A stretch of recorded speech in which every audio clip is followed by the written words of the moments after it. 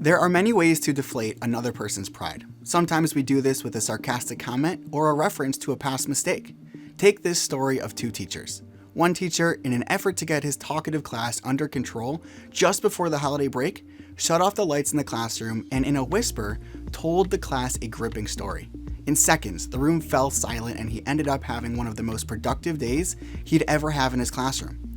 When he told his colleague what happened, the colleague said, "You shouldn't have to do tricks to get your class under control. Maybe you're a little too desperate for them to like you." And just like that, the teacher who was feeling like Teacher of the Year went to feeling totally incompetent. In just a few words, his colleague undermined his confidence and implied that he was a poor teacher who didn't command respect. Here's another example. A teenage boy walks in proudly and says, "I passed my driver's test." His friend responds smugly, "Oh, well, I guess the third time's the charm." Instead of getting to enjoy the accomplishment of passing his driver exam, now the boy is reliving his two previous failures. That's onas devarim.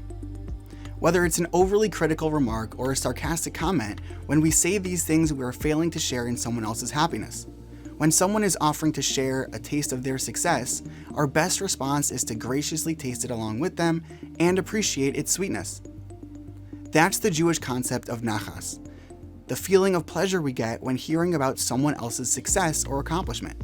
Although there's no word for it in English, nachas is an important attitude to embrace. It helps us avoid onas devarim and instead give off positive vibes precisely when people are needing them most.